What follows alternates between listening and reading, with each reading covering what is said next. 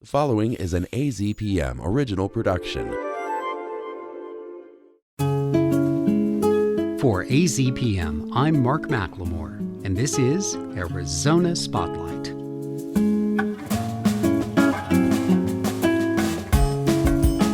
Coming up, I'll talk with rock singer John Waite about 40 years of missing you.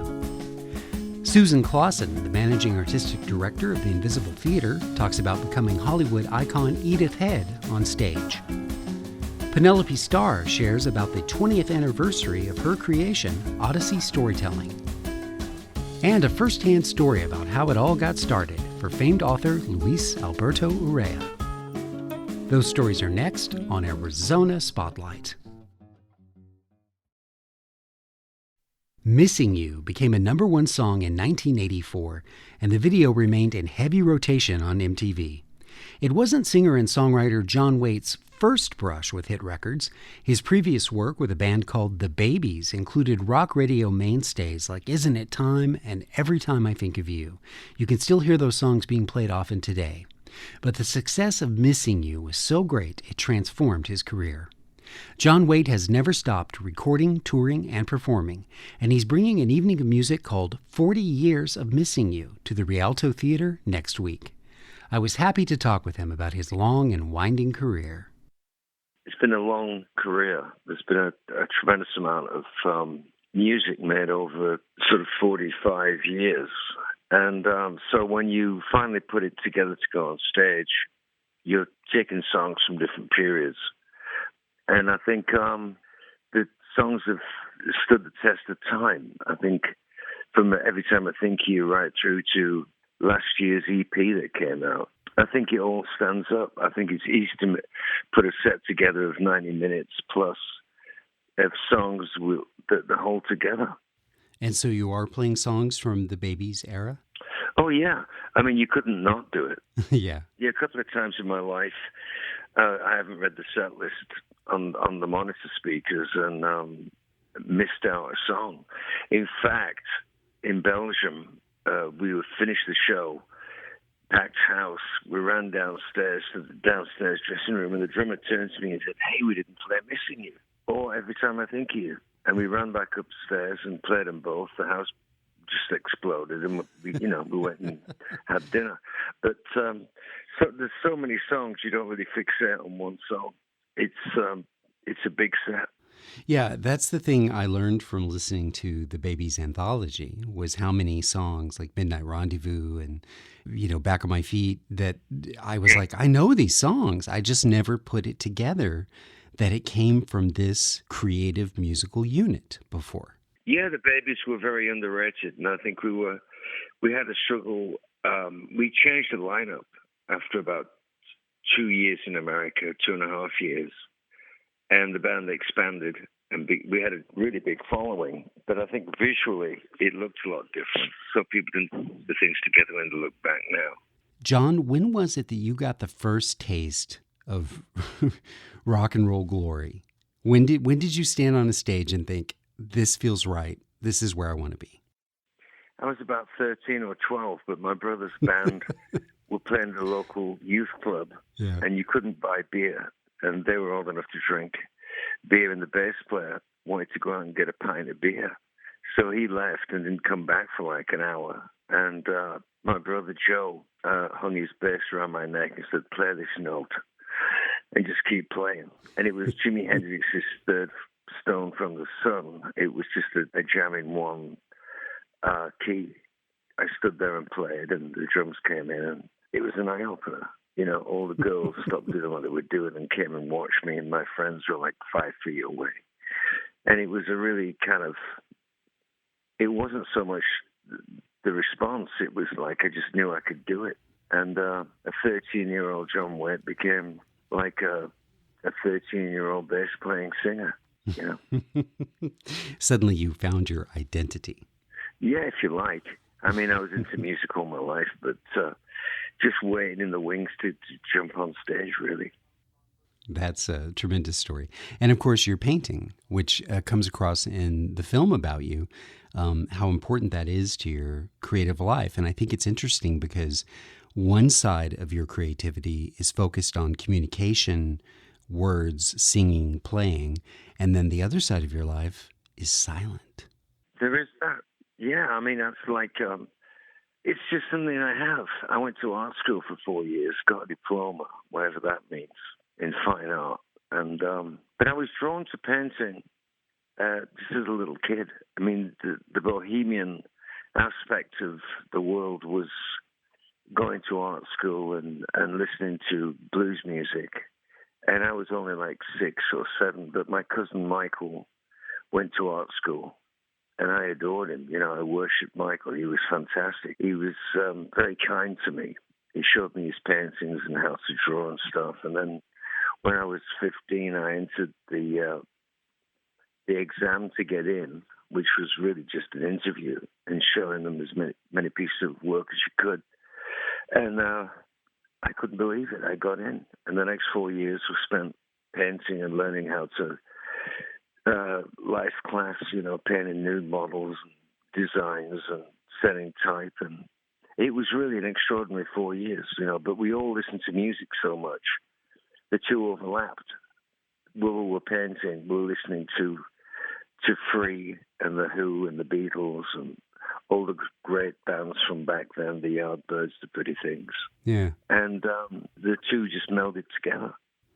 I feel like when I watch you perform that Roger Daltrey was a big influence on you, on your presence. I think all the British singers, the really great ones like Joe Cocker, Paul Rodgers, Robert Plant, there was just so many. I mean, John Lennon, Paul McCartney, all those singers were British, and yet they were all influenced enormously by American blues.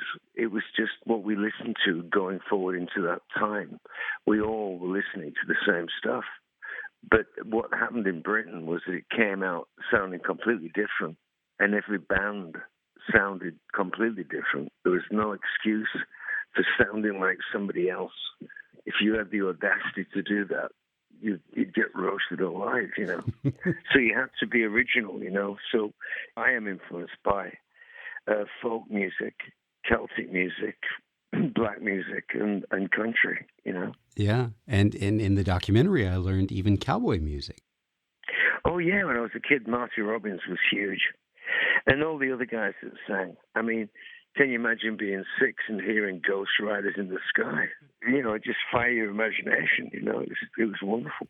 In the documentary that was made about you, The Hard Way, you are not afraid to be vulnerable. And it catches you and your love at a time when the pandemic was emerging and we were all panicked and fearful. And it really displays that side of you. Did you have any apprehension about being in that film and showing who you are? I didn't want it to be a gloss piece. I knew that much. I thought the darker it was, the better it would be. Because I'm pretty upbeat, so it wouldn't be dark for too long. But I think everybody was kind of pinned to the wall. Nobody knew if there was a vaccine. People were dying. And you couldn't go out apart from like an hour a day in the morning to go to the store. Yeah. So the streets were just empty. It was harsh, you know, month after month of staying in. Same thing happening every day, you know. I mean, but I did want the documentary to be truthful, or what's the point, really? Well, the documentary really does capture the fact that touring and being an entertainer and a singer is so deeply ingrained in your personality that you were like a caged tiger. Yeah.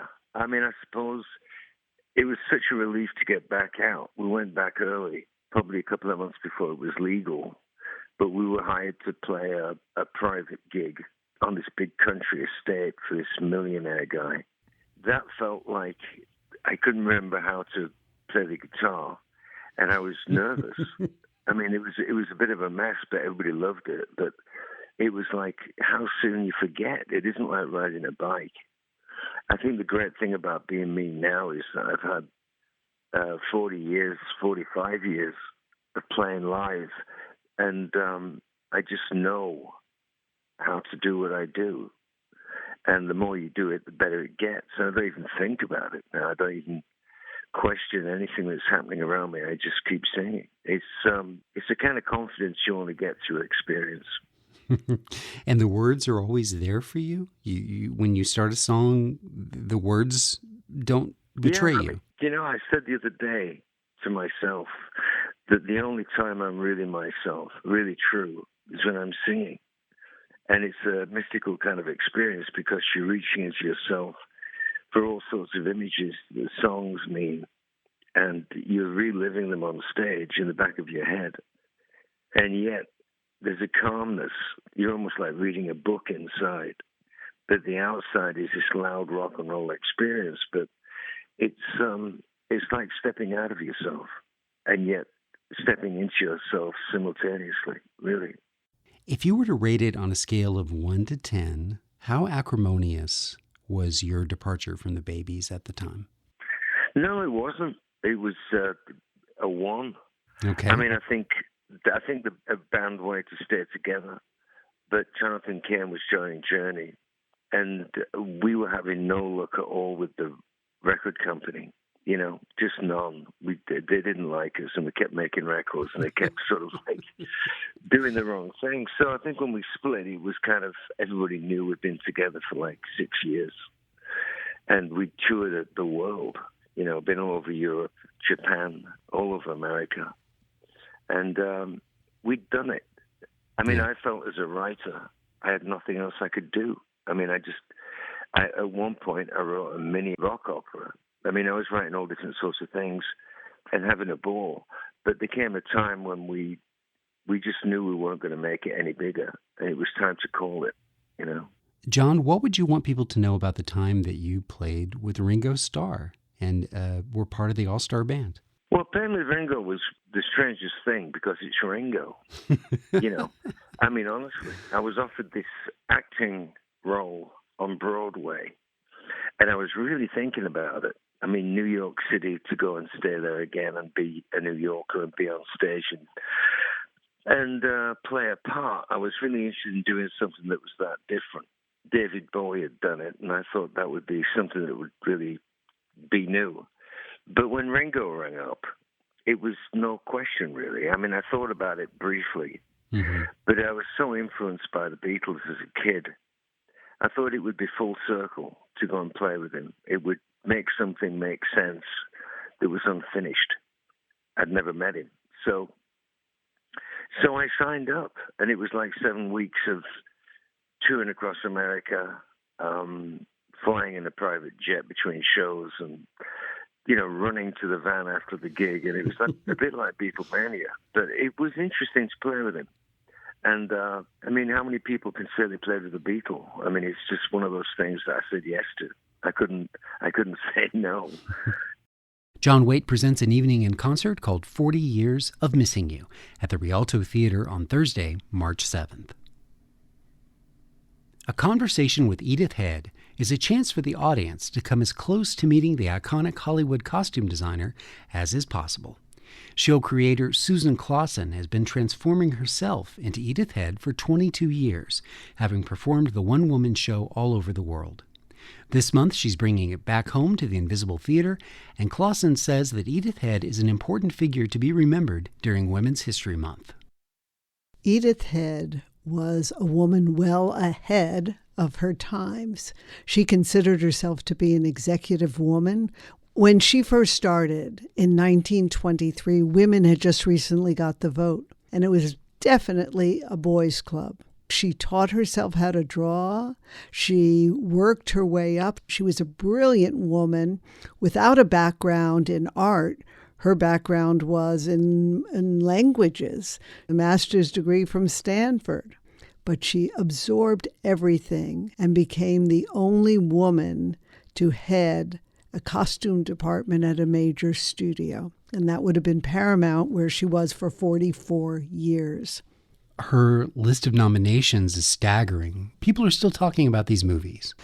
We talked a little bit before this interview about Audrey Hepburn being someone that Edith dressed in more than one film, but there was a little bit of controversy associated with Audrey and her favorite designer. That's exactly right. When Edith was given the assignment for Roman Holiday, she went to New York because Audrey was on Broadway and started fitting. Now, Audrey is known to have a very long neck, has a style. She knows style. She knows her style. She was concerned Edith was going to change that. They worked well on Roman Holiday. She won the Academy Award. Edith won the Academy Award. Sabrina came about, and she went to Paris, to the house of Givenchy, for all of the gowns. The famous Sabrina dress with the bateau neckline is the dress that has controversy swirling around it because everyone thinks Givenchy designed it. It was fabricated and crafted in Paris at the house of Givenchy. It's a Hollywood lore about who really designed it. And I actually have a little drawing that shows the sketch. And then Edith went on to do Funny Face and many where she was a supervisor. And as she says, everybody has a stable of young artists working for them. When something's wrong, they get the blame. When it's right, they should get the credit. Well, Edith was the chief designer at Paramount. She got the credit and never mentioned Givenchy when the Academy Award was given for Sabrina. Susan, you are known as a very fashion-forward person, and you are blessed with a resemblance to Edith Head. But what do you find are the differences? What do you have to modulate about yourself when you assume the character of Edith Head for these stage appearances? Edith is very different in her outward expressions. I'm far more expressive than Edith. I talk faster than Edith. I gesture more than Edith. Edith was controlled, certainly. Because it was a boys' club, she really had to play the game better than anyone, and she got along with everyone. As she says, everyone talks in the 30s, the 40s, or the 50s like they do today, but people kept their mouths shut. And Lucille Ball said this about Edith. She said, Edith knows all of our secrets, but she'll never tell. And there really has not been a kiss and tell book about Edith Head. Edith was very discreet. So when we were putting the production together, 22 years, if you can believe, I've been touring and doing the show, we had to find the things that would be controversial because she was so media savvy. She was syndicated 35 movie magazines. She was on radio. She was on TV. She did fashion shows, and the studios loved her for it. Tell us something about her long-running collaboration with Alfred Hitchcock. It's very interesting. Their first film was Notorious for many reasons, but it was also named Notorious. And they clicked. As Edith says, with every director, you have a special language. Now, Hitch was very detailed. When you got the script, you saw exactly what he wanted. He would describe Grace Kelly. He said, I want her to look like a piece of Dresden china. And so Edith followed that. They became great friends. She was borrowed from Paramount when he was doing Tippi Hedren in The Birds. And like in the film, obviously we know there were very few costumes, but there were multiples of that. She spent $5,000 on the budget for the costumes in that film and $25,000 for the personal appearance gowns. But she and Hitch were just tight as can be. She designed all of the Hitchcock blondes. Not all of the Hitchcock films. She didn't do Psycho, but Rear Window. And, of course, the ultimate was Grace Kelly. And she and Grace were great friends also. And it was thanks to Alfred Hitchcock in 1967 when Edith's contract was not renewed at Paramount. It was because of her friendship with Alfred Hitchcock and Lou Wasserman that she maneuvered her way over to Universal for the last 14 years of her life. Well, Suze, when you are in character as Edith and on stage, you are interacting with the audience. You're taking questions on the spot. How does that feel for you as a performer? I love it. It's really a conversation. So when people say, how do you do a one-person show and not get bored for 22 years? Everyone is different, every single performance, because of that energy that the audience brings to it. So if Edith sees someone that she knows, like when we were in Palm Springs last year, Bob Mackey was in the audience. Now, Bob was a sketch artist for Edith. And I know him socially, and he helped us in research. But when Edith came in, and Bob was right there, and I introduced him as my good friend, Bob Mackey, and he was a sketch artist for me, did Donovan's Reef. And Bob, I always thought you showed potential. So the audience laughed, and it opens it up. And Edith does chat. She has been known to give out little approvals when she likes what someone is wearing, and also might make comment if she doesn't like what someone is wearing. So it's really fun. What you find out, it's not just about film. It's not just about fashion, but you understand the tenacity, the drive of this woman who had a 60-year career, worked on 1,131 films, redefined herself in every decade. And that, to me, shows why it's important for this kind of piece to be done in March as Women's History Month, but every month is Women's History Month. But young people understand, men understand, because she had to keep her vulnerabilities on the inside. And people talk about the glasses. She always had a blue tint. Some was because that's the way you could tell true color in black and white. And the other was the darker glass that she wore. People couldn't tell what she was thinking. And she became her inscrutable self. When I saw you perform as Edith, a great piece of advice that you share was, if you really want to assess your own fashion outlook, put a bag over your head. Now, cut eye holes, but put a bag over your head and look at yourself in the mirror. And that way, you take yourself out of the equation a little bit, because we are all inclined to look ourselves in the eyes when we see ourselves in mirrors. What kind of feedback have you gotten about that piece of advice? People love it, and it is actually based on an Edward R. Murrow interview, person to person. They went up to her house, she and her husband. She's sitting there totally poised. Her little sewing machines are there, and she whips out this brown paper bag. She puts it on her head, and I just transcribed it. You can't write this.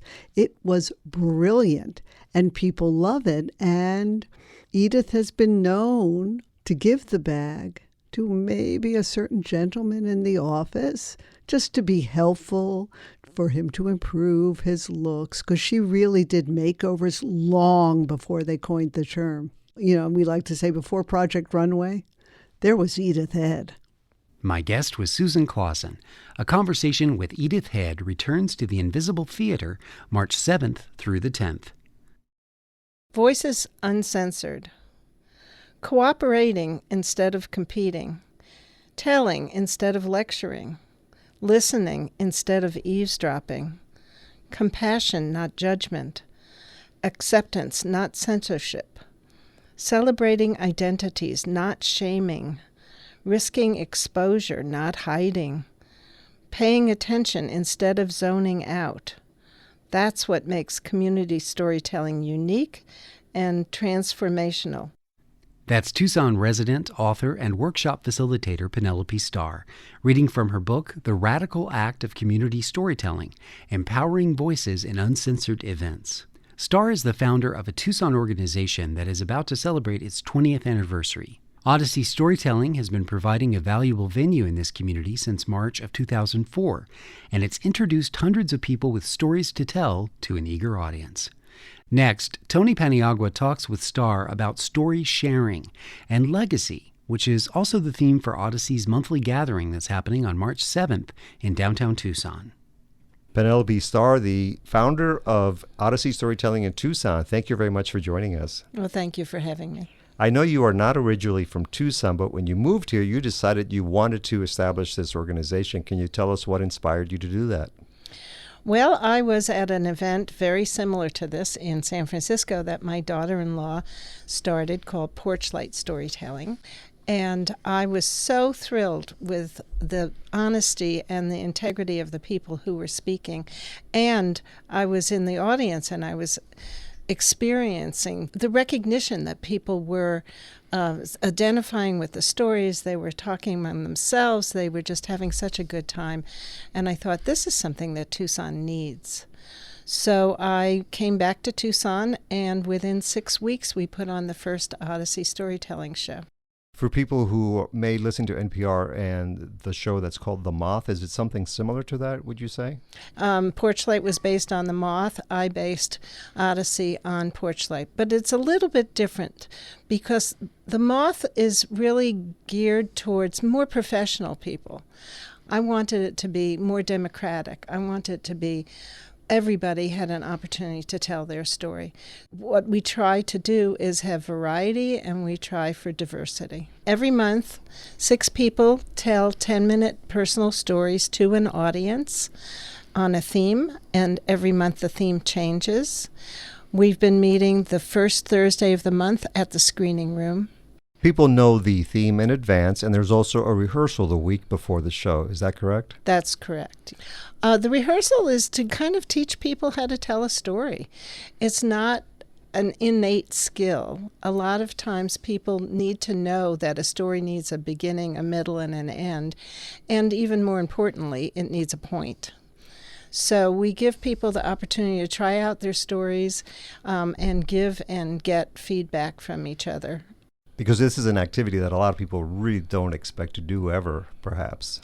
And they're afraid of it, and they overcome their fear, and that's exciting to see. One of the most common phobias we hear. Yes, it is. And how many people approximately would you say have you had along the way?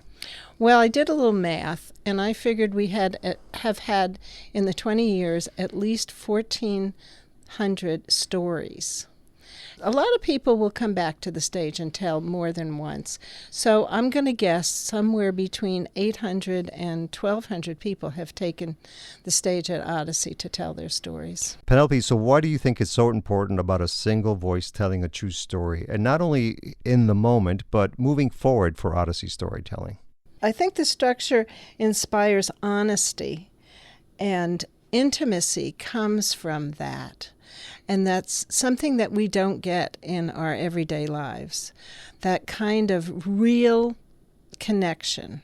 Looking back over the past 20 years and what you created here in this community, how would you describe that emotion? My feeling is gratitude to the people who have kept it going, because this is something I find exhilarating, but it's also kind of gratifying to know other people value it enough to put their time and energy into keeping these things coming for people in Tucson. And now Penelope Starr shares a story about her own perspective on legacy.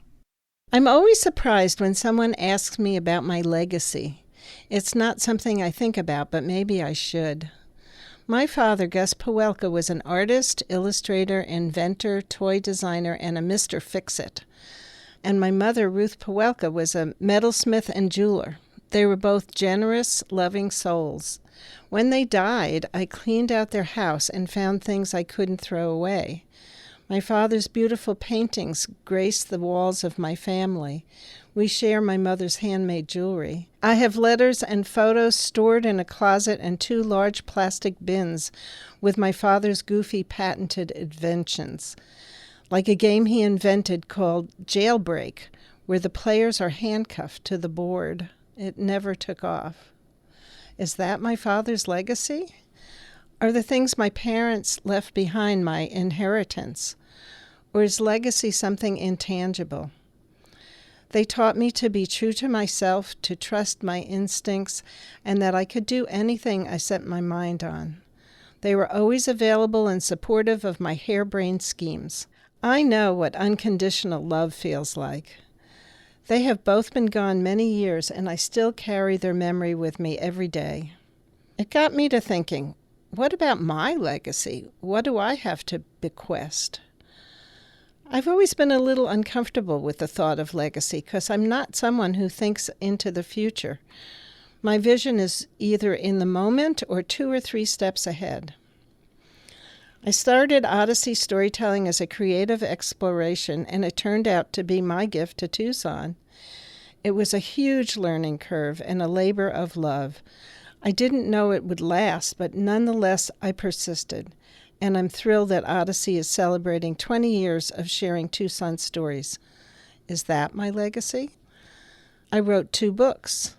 The Radical Act of Community Storytelling, because I passionately believe in the power of storytelling.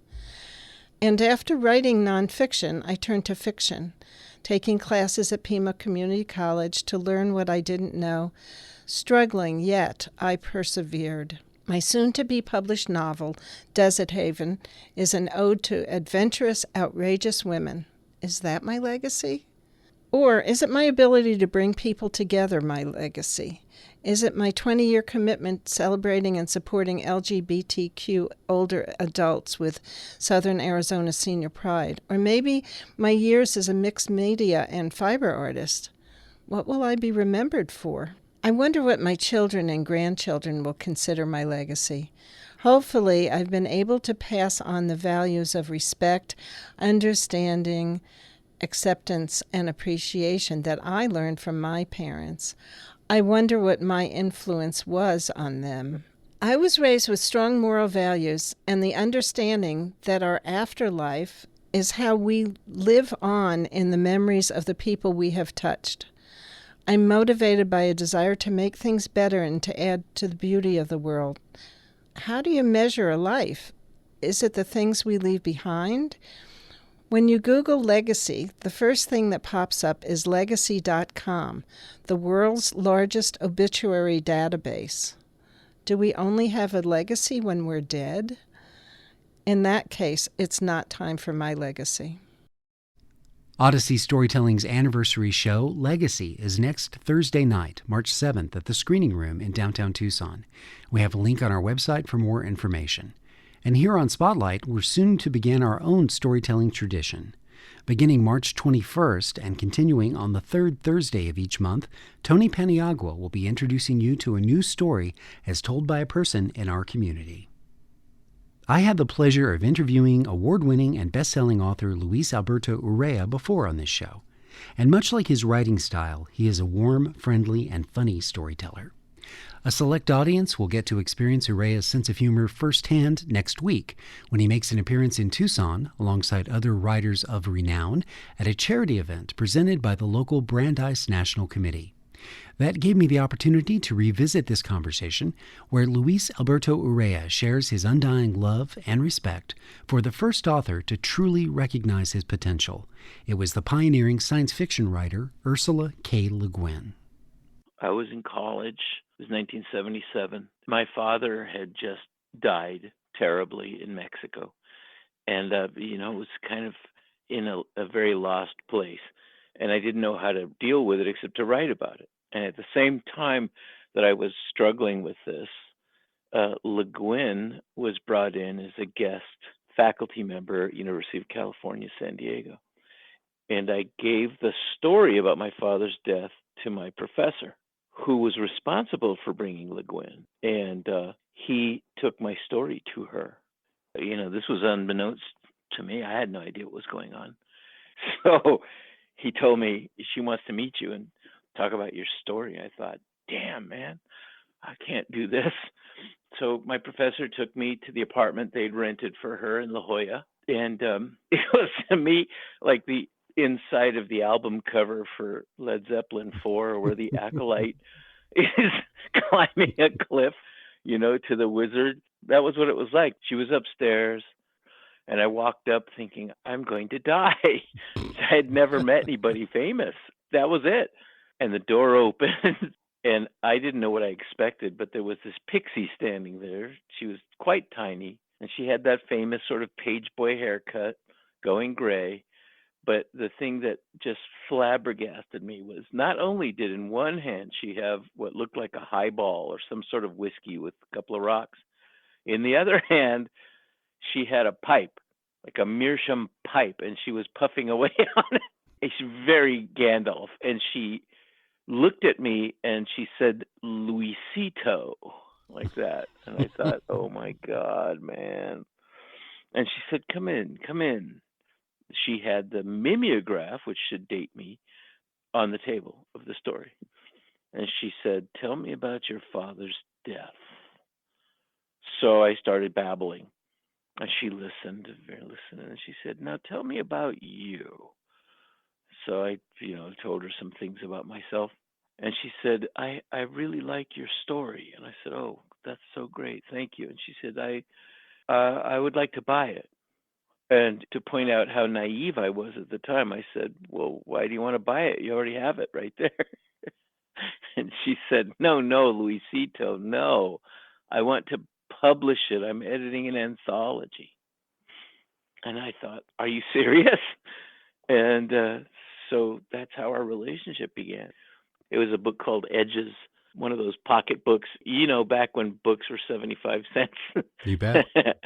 And, the story around that has always made me so happy because, my friends weren't intellectual guys or even literary guys. They were mostly rock musicians or wannabe rock musicians. And we hung out in a donut shop, Winchell's Donuts. And, we were hanging out in the donut shop, a couple of us, and one of the dudes came in.